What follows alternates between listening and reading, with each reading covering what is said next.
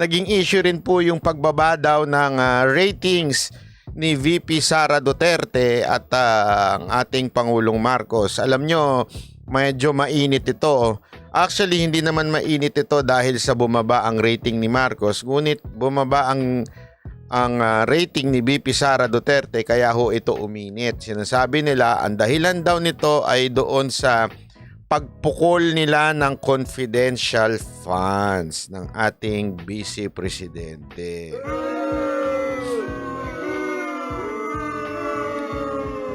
Nako, alam nyo ha, ito lang ha. Ito lang masasabi natin dito sa mga issue na ito. Ito talaga mukhang halatang sinasabay ang ginagawa ng kalaban ng bayan na ito. Babanata nila si VP Sara Duterte, talagang tatadta rin nila ng kung ano-anong hirit, tapos bigla silang magpapasurvey, di ba? Para nga talaga makita yung epekto. Alam nyo kasi, lahat naman po ng banat, lahat po ng paninira, kahit ito ay hindi ho totoo, marami pa rin po sa mga Pilipino ang gullible. Marami pa rin po sa Pilipino ang uto-uto, basta na lang naniniwala. Pansinin ninyo ha. Ito panahon pa lang ito ng mga dilaw, di ba? Meron pa tayong isang presidente na nagpalaya ng mga kalaban at salot ng bayan, and yet gusto nating gawing santo. Sa pamamagitan niyan ng propaganda na kanilang kinakala through the media at that time.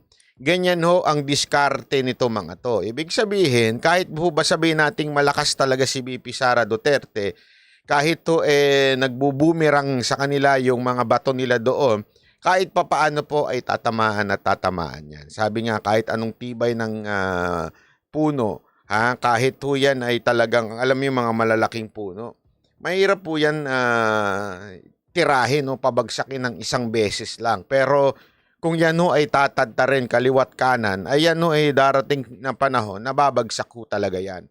Alam nyo, yan din ang nakikita ko ho dito kay Vice President Sara Duterte. Maaaring sinasabi natin ngayon, siya ho ay malakas. Alam naman po natin, mga Duterte yan. Malakas ho yan. Pero maniwala ho kayo at sa hindi.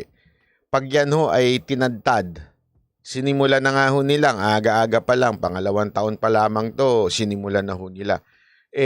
Sigurado ako ay tatamaan at tatamaan yan. Ibig sabihin, kahit papaano, aaray, ika nga. Ibig sabihin, hindi ho yan, sa tingin ko, hindi ho yan babagsak ng todo. Pero uunti-unti yan. Mapababa lang nila ng 50% yan para sa kanila, accomplishment na po yan. Sa totoo lang. Bakit to? Kasi napakahirap pundayain ng sobrang taas. Actually, kaya nga kung papansinin ninyo, kakaiba yung diskarte ni Pangulong Rodrigo Roa Duterte, di ba? Bakit to? Yung kay Pangulong Duterte, siya sa simula, parang alam mo yun, isang taga-probinsya na maingay lang. Ganun ang dating niya, parang hindi nga siya siniseryosong kandidato noon, di ba? Parang pag nagbitaw, parang sanggano lang. Parang ganun lang sa kanya nun di ba? At tama naman yung ginawa niya na hindi muna siya masyadong nagpakita ng lakas. Alam nyo, ganito po yung nangyari niyan. Nung bandang huli, tsaka na lang lumakas si Pangulong Duterte. Kaya nga pansinin ninyo, noong una, di ba? Ganyan lang siya. Unti-unti siyang umaangat. Dahan-dahan lang pag-angat ni Pangulong Duterte. Hanggang nung tumodo siya ng pag-angat, tingnan ninyo, ano ginawa ni Trillanes, di ba? Inilabas niya yung video. Alam niyo yung video na yon, yung mga bata na paninira. Inilabas yun sa media. At dapat bawal yun. Pero pinahintulutan. Di ba? Para nga ho, kahit pa paano, mapabagsak ng konti.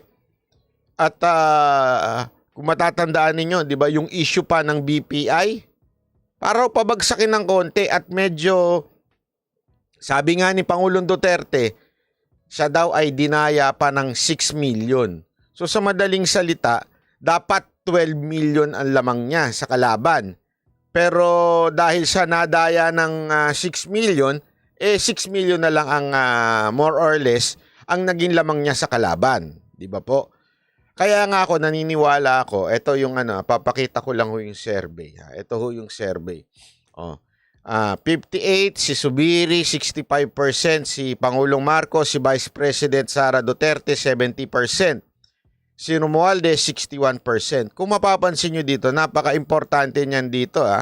Bakit to kanyo? Isipin nyo to kahit malayo pa ang 70% sa 61%. Okay? Kahit pa paano. Pero pansinin ninyo, ang taas ng tinaas di umano. Ewan ko, maniniwala ba kayo dyan? Maniniwala ba kayo na talagang tumaas si Speaker Romualdez ng 6%? Hindi ko lang alam kung paano nila minagic yan. Pero sigurado ako, magikero ito si Romualdez eh. Malay mo, yung extraordinary pa, gumana dyan. Hindi natin alam. Hindi ko alam Pero duda ako dyan eh. Kapangit ng imahe nito ni Romualdez, biglang tumaas siya ng 6%. Niwala kayo dyan?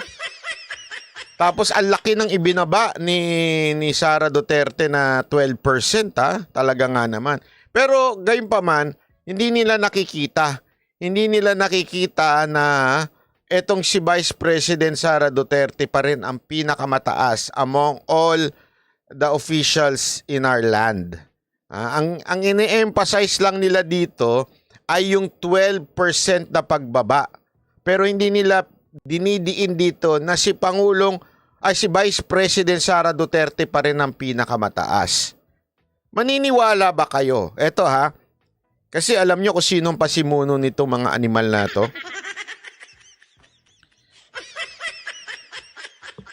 Ang kumakarga ng survey na ito, ibig sabihin yung mga nagpapakalat, yung mga tuwan-tuwa sa survey na ito, walang iba ko hindi yung mga Marcos loyalist na galit kay Vice President Sara Duterte. Meron yan eh. Yung mga ungas na kababayan nating Uniteam, pero sinisiraan si Vice President. Ewan ko nga, hindi ko nga maintindihan eh. Kami nga hindi nag-Uniteam, pansin nyo, hindi ko kami gumagawa ng istorya kay Marcos, hindi ko kami gumagawa ng istorya kay Vice President Sara Duterte. Kami yung hindi mga nag-unity tae Isipin nyo yan na maigi, kayong mga nag-Uniteam, kayo pa mismo ang sumisira sa Uniteam. Isipin nyo mabuti yan, Isipin niyo yan, sila pa mismo ang unang bumanat kay VP Sara Duterte. Kami ngang hindi mga Uniteam eh. Pag may issue, doon lang kami bumabanat.